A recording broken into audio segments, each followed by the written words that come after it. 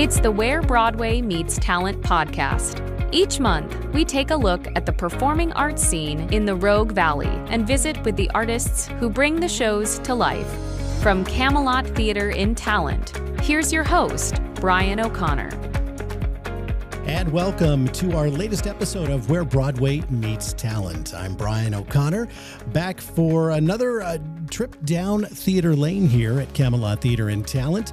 And our last episode, we talked with Zach Wentworth and Zach Verdon, who are directing Bus Stop by William Inge later this year, and Glass Menagerie by Tennessee Williams, part of our American Masters Drama Series. And in this episode, we are going to talk about the show that is going to kick off the series, and that is Arthur Miller's The Price. And it's being directed by Camelot Theater's artistic director, Gwen Overland. And we have the cast of the show with us today. Welcome, everybody. Thank you. Hello. So I want to remind everybody on these American Master Drama Series shows, they only run for 2 weekends. So it's a limited engagement. So you want to reserve your tickets very soon or you will be left out. You can go to camelottheater.org and get your seats. Again, this opens February 19th and runs through March 2nd. It is The Price by Arthur Miller.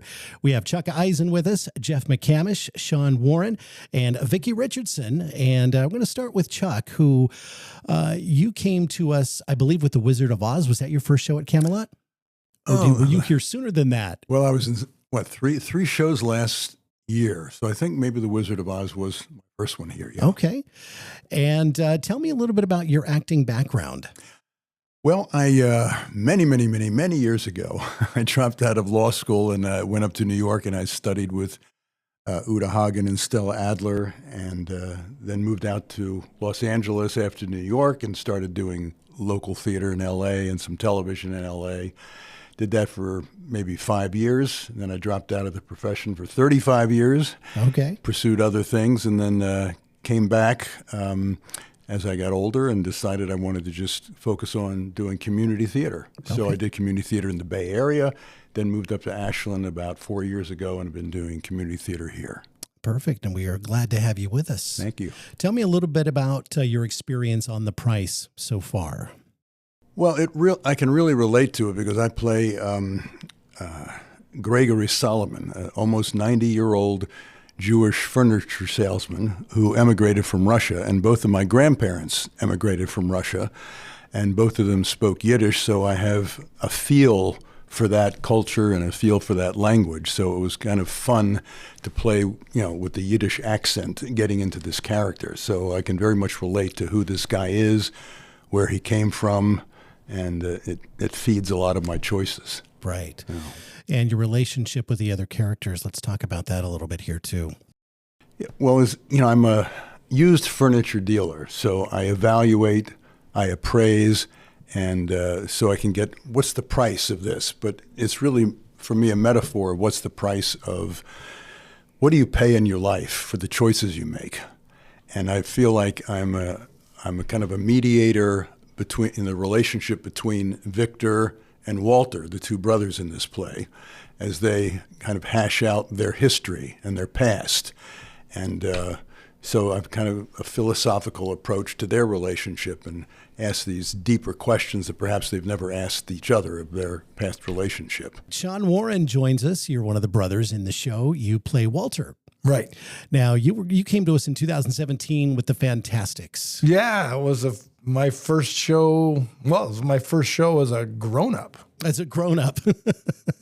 Tell me a little bit about your history with acting. As a public school teacher, I taught vocal music for a long time, and I directed a lot of musicals with kids. But outside of doing some opera work of my own and other shows when I was in high school and in college, I hadn't done anything in community theater. And then I was drugged back into this world for The Fantastics by an ex-student who was directing it, Bree Galland. Brianna Galland, yeah.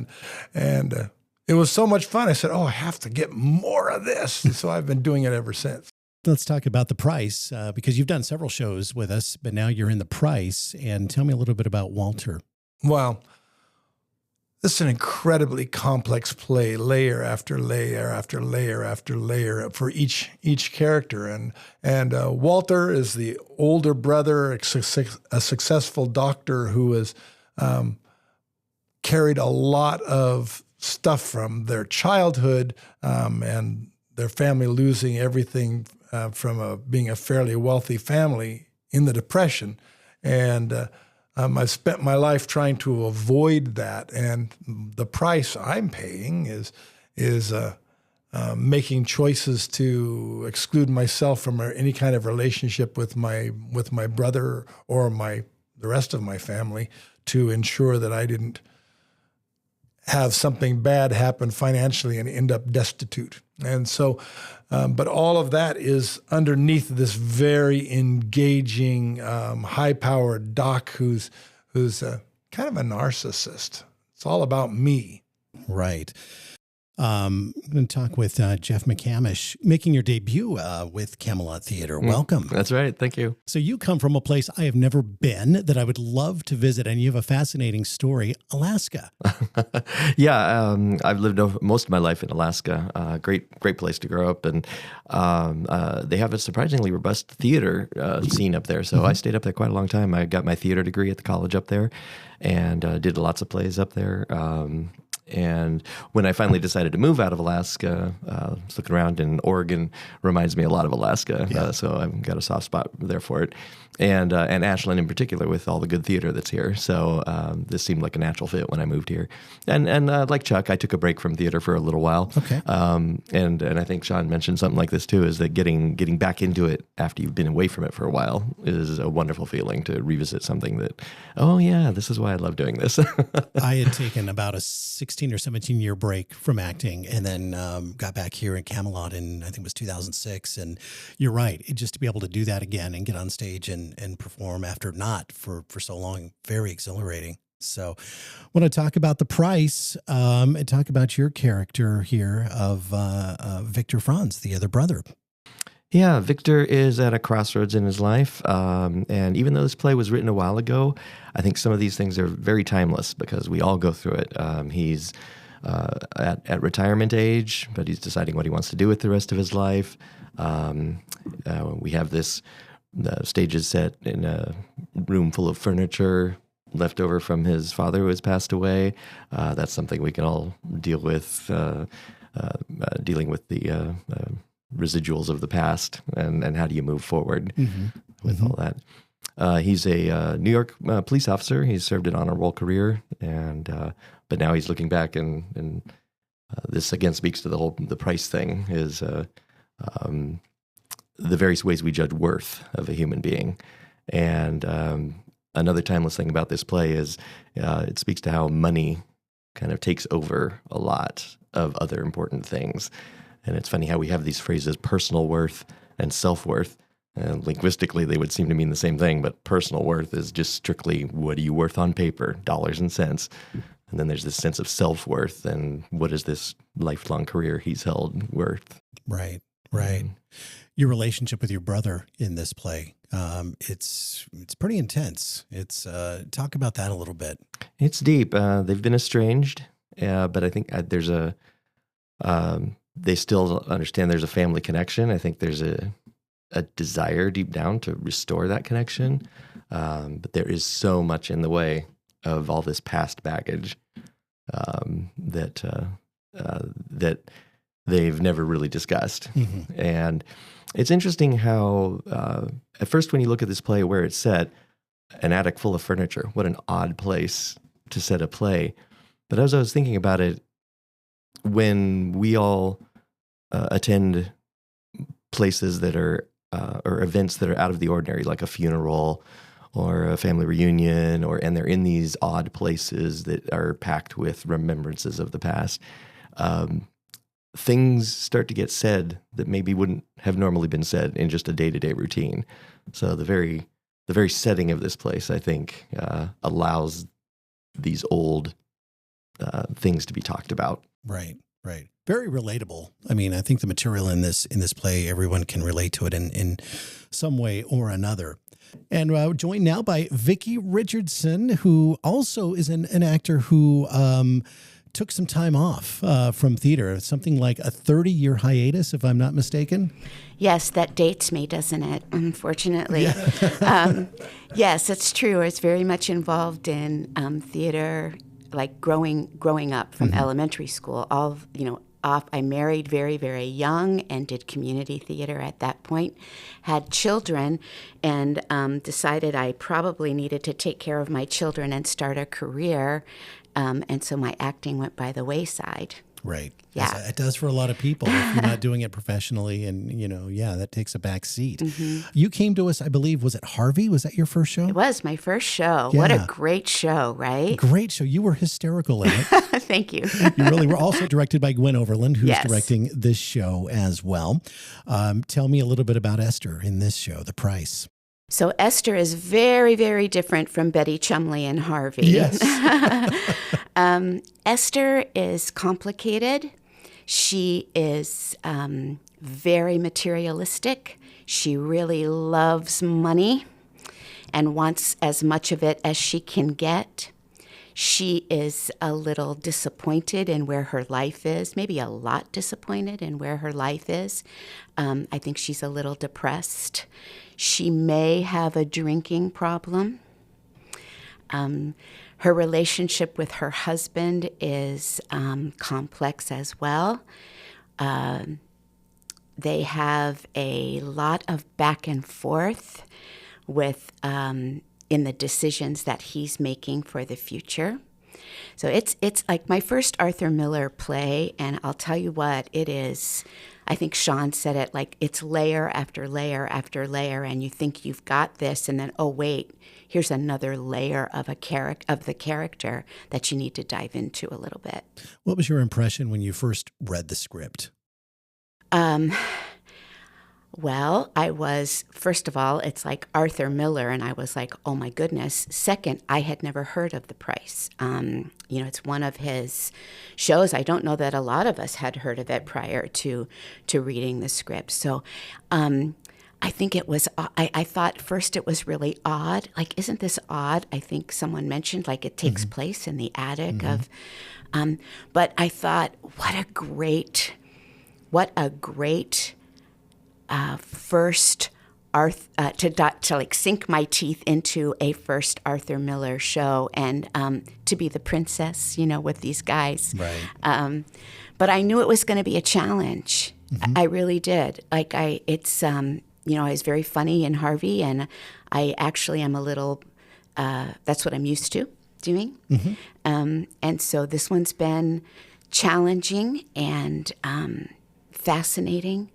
And I mean, I have to say, I'm surrounded by these guys who are such incredible actors that it brings me up to a different level. They're really amazing. It's a great cast. All of you guys are, it's going to be fun to watch this, come together on stage. How has the rehearsal process been going? Anybody can jump in. I came back. My character doesn't appear until the last page of the first act. And so they worked for a week without me before I got my first call. And I got on stage with these folks, and when I was done, I said, oh my gosh, this is like riding a rocket. They're all so good, and they give you so much, even though we still have scripts in our hands.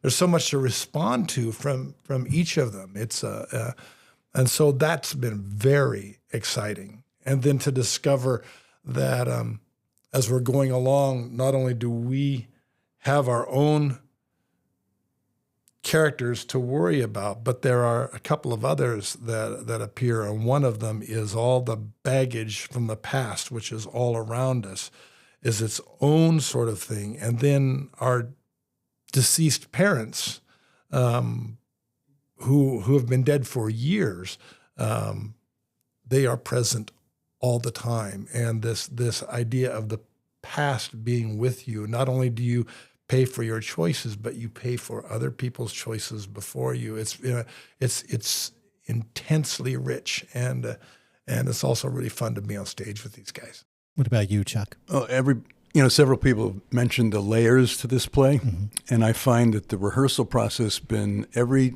night or every time we rehearse, you discover some new nuance about your character, about your relationship to the other characters. So light bulbs keep going off. I remember the first time I read the play, I focused on my character, obviously, because I want to know, what's this guy about? But the second time I read the play, I realized how much I missed through the first reading. So then I read it again. I probably read the play now 4 times, and it's dense, it's deep. You get a lot of clues the more you read the play as to who your character is and how to relate to other characters. So the rehearsal process has been a continual process of discovery for, I think, each of us. Yeah. And Jeff, you're making your debut with us. So you're coming into not only a new show, but a new theater and new surroundings. How has that been for you? Oh, it's you have a wonderful theater here, and it's been a real treat to just explore the space, and everybody's been very welcoming. It's been great so far. Yeah. And just to echo what Chuck said, yeah, you can spend a lot of time with the script ahead of rehearsals, studying your own lines and looking at things, but then there's nothing like that magic of when you start to rehearse and you start to ping pong stuff off your fellow actors, and everything just grows exponentially. Yeah. It's been a great experience so far. Great. And Vicki, how did you prepare for this role? Because as you said, you're used to doing more comedic things like Harvey and some other things. What was one of the things that you did to really get ready for something of this level? Well, it's come in parts, bits and pieces as well. So I've read this script, I'll bet probably 10 times from cover to cover.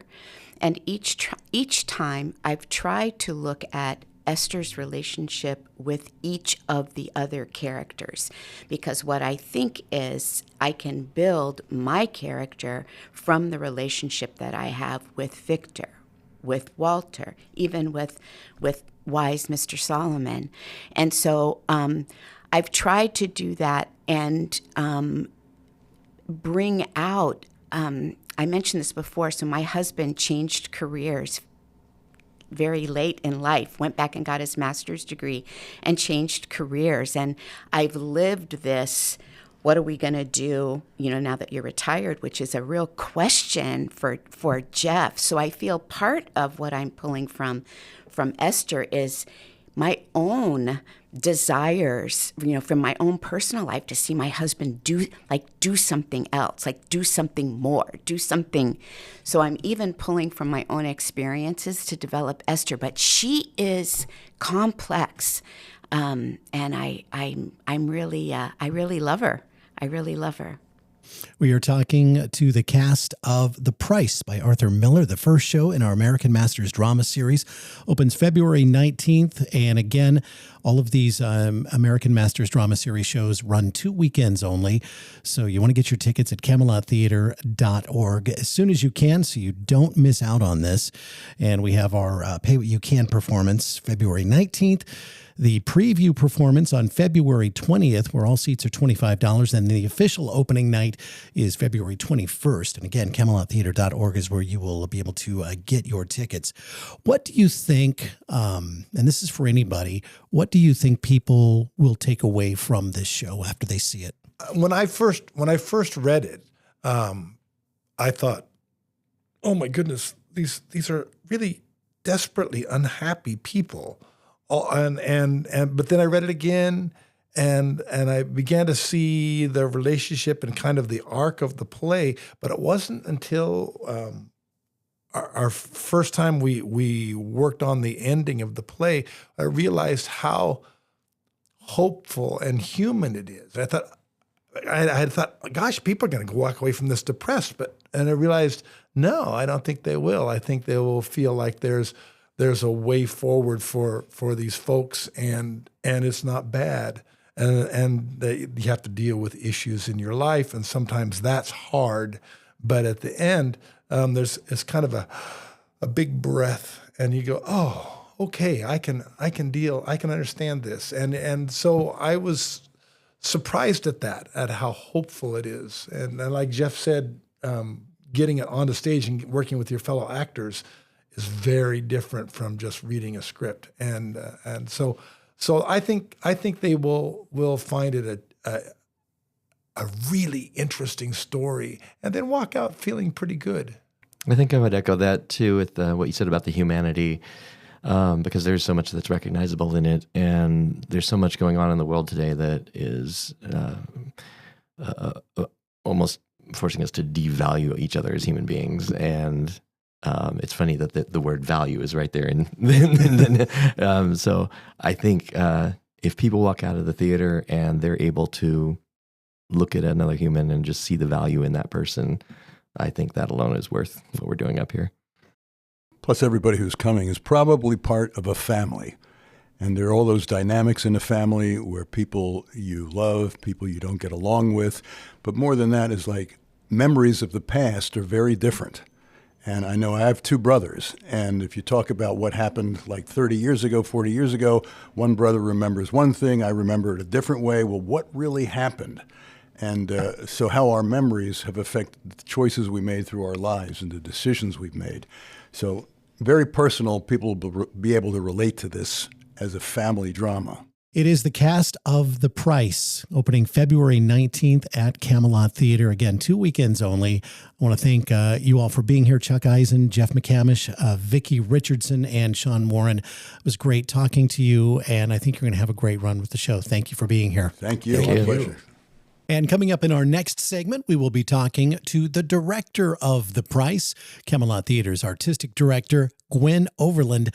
It is the Where Broadway Meets Talent podcast.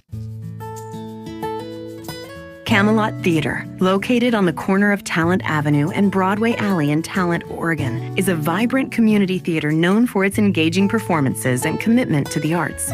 Established in 1992, it showcases a diverse array of productions, including classic plays, musicals, and original works, fostering local talent and providing entertainment for audiences of all ages. With its intimate setting, Camelot Theater creates a unique and immersive experience, making it a beloved cultural hub in the Rogue Valley. You can check out all our shows and reserve your tickets at camelottheater.org.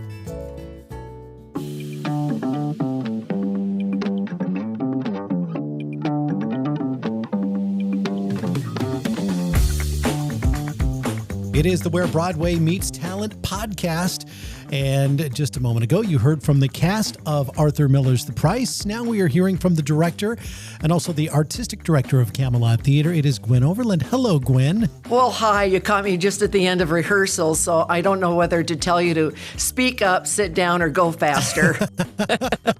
I just got to peek in. The show looks great. It's going to be amazing. Thank you. I'm just thrilled. This has been something on my heart for some time, is to bring a small, short, but profound series of American masters theater, dramas in particular, back to Camelot. What's amazing about them is we're doing 3 this year, and they're only going to run for 2 weeks. And I'm already surprised at how many sales have been made for The Price.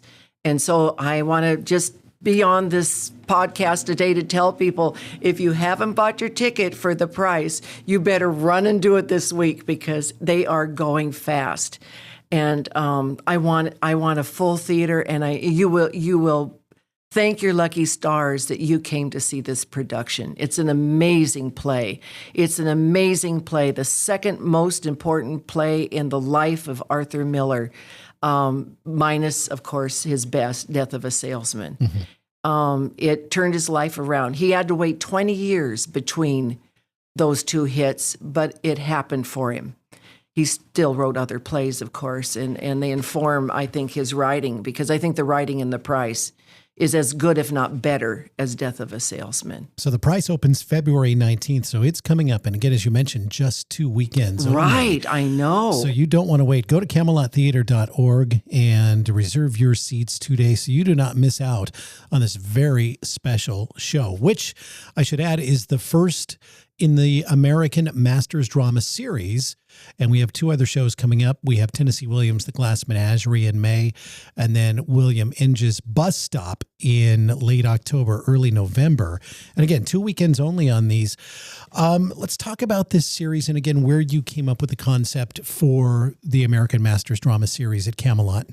Well, we do some things here at Camelot and have for a long time really well. Musicals, of course, our spotlights, of course, the occasional comedy. That has been our meat and potatoes for a long time. But it doesn't give audiences a chance to hear classical music. And the drama series, the American Masters Drama Series, is really not so much about musical theater or pop culture or what's the funniest comedy on Broadway today, but it's about the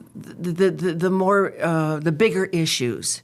The person who has spent more time developing the script as a piece of literature, as a Pulitzer Prize winner, an award-winning play.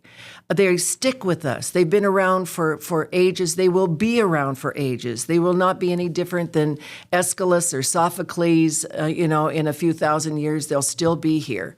They're precious. They're time important. And I don't think the American public today gets the same kind of opportunity by watching programming on television. Maybe an occasional movie from Hollywood, but more often movies from Sundance or movies from that are what we call independent movies, like Adrian Brody and The Brutalist. I mean, that's not something that comes by any day, and yet that kind of performance in that kind of script with that kind of director and people performing is revolutionary to us as Americans, as people of culture and of people who care about our human core, that reaches deeper and may not be as entertaining, because sometimes it's a little hard to listen to these things and see them worked out on the stage, but we've all been there.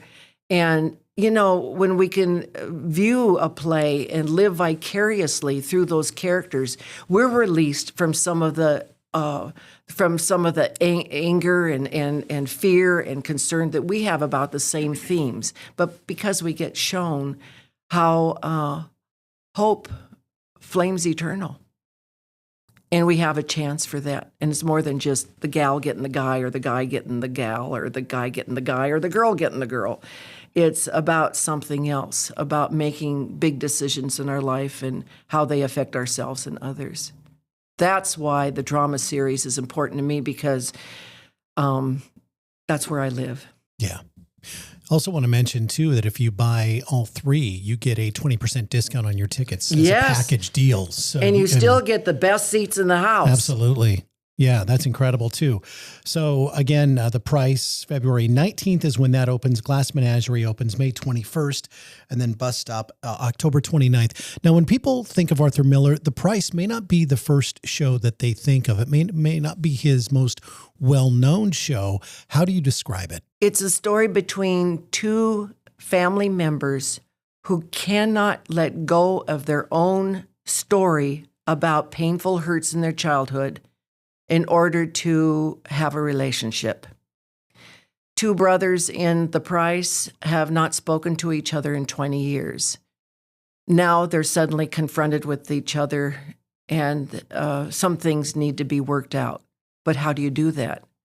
Now, everybody I've talked to, when I try to explain what The Price is about, says, "Oh, I know exactly what you're talking about." And of course, I think everybody in a family has that. It's in every mythological story, and it's in the Bible, it's in the Torah, it's everywhere. It's a big function. How do we get along with people that are supposed to be our family, who are supposed to love us unconditionally? And then, how do we deal with grief, the grief of You know, the brother's father died 16 years ago, and the furniture from his house is still in this crazy building that's being condemned. So they have to deal with that now, and they have to deal with each other as a result. And finally, it's called the price. Well, on a surface level, and a very beautiful surface level, an old, almost 90-year-old antiques dealer is coming in to price some of the furniture and take it away. That's that price. But it's also about knowing Arthur Miller, of course. He's a man of great ideas and thematic depth. It's about no matter what we decide, whatever choices we make in life, we're going to pay a price. Whether it's a good choice or a bad choice or a poor or better choice, whatever it is, there'll be a price to pay. You don't get away with it. You know, it's something that has to be done. You know, if you don't go to the gym and stay on a diet, there's a price you pay for being angry at yourself. If you go to the gym and you stay on a diet, that's not easy, and there's a price you pay for that. So there must be something else that comes in, either your faith or your trust in humanity or your moral code, whatever it is, maybe all three. But these are the things that we meet up every day, even in the grocery store, where we're trying to figure out, now, do I pay the cheaper price for this? Or do I spend a little bit more and get something that's going to be more wholesome to me and to my family? You know, just basic questions like that. And so what's your criteria? How does it affect yourself and others? And how do you wrestle with that? Thank God Arthur Miller said one of the best ways is to rely on your goofy family and to use as much humor as you can. Now, humor can also be a defense mechanism and can keep you from confronting those issues, but at the same time, it can be a bridge to the heart and soul of another person so that you have some place where you can confront these questions without being in battle. Right. When I was talking to your cast just a little bit ago, what a wonderful cast, by the way. I think the general consensus around the table was whoever sees this show everybody will walk away from it going, oh, I know that. I know that family. It could be my family. It could be, a friend or whatever. Right. But there will be something relatable for everybody in this show. I think that's because it was about Arthur Miller's family, and also they're the family's best friends. Who, amazingly, their names were the Franks. And this cast, it's the Franzes. So he mixed it up in his mind pretty well, so that probably to protect the guilty. Yeah. But he talks about these things because they were meaningful to him, in his life. Exactly. Hardly anybody knows this, but Daniel Day-Lewis is married to Arthur Miller's daughter. So the tradition continues of good acting and of course the inspiration that Danny Day-Lewis must have had, knowing that he's your father-in-law. Oh, goodness sakes. The Price by Arthur Miller is the first show in our American Masters drama series. It opens February 19th, 2 weekends only, runs through March 2nd. Stars Chuck Eisen, Sean Warren is in it, Vicki Richardson, and also Jeff McCamish making his Camelot debut. It's a knockout cast and an incredible show. And so you want to get your tickets at CamelotTheater.org soon. Again, 2 weekends only. They're going to go quick, and you don't want to miss this. So, Gwen Overland, director of the show and Camelot's artistic director, thank you for stopping by. Oh, my pleasure. Thank you so much, Brian. And that will wrap up this episode. I want to thank all of our guests for being here, the cast of The Price, and also Camelot Theater's artistic director and the director of The Price, Gwen Overland. We will see you back here next month with a brand new episode. Please like and subscribe to the podcast. Tell all your friends about it. And we will see you at the theater.